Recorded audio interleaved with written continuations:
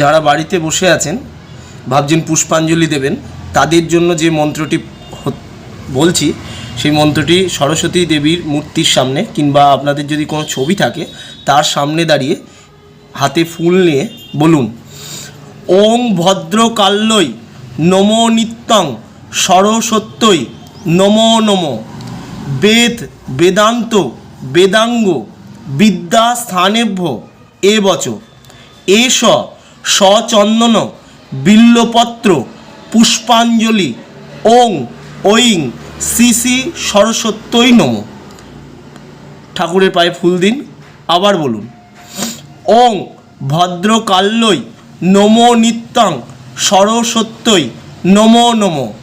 বেদ বেদান্ত বেদাঙ্গ বিদ্যা স্থানেভ্য এবচ। এষ সচন্দন বিল্লপত্র পুষ্পাঞ্জলি ওং ঐং শ্রী শ্রী সরস্বত্যই নমঃ।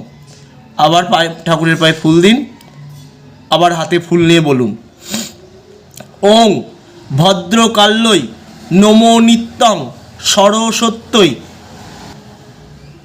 নমো নমঃ।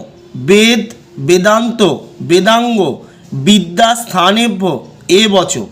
এষ সচন্দন বিল্লপত্র পুষ্পাঞ্জলি ওং ঐং শ্রী শ্রী সরস্বত্যই নমঃ।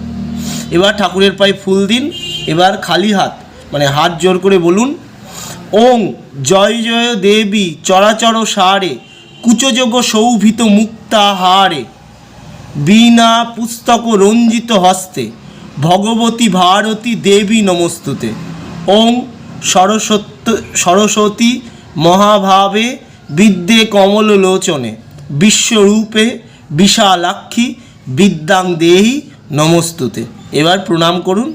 সরস্বতী পুজোয় আপনারা যারা দিতে পারছেন না পুষ্পাঞ্জলি তাদের জন্য এটা করলাম। নমস্কার।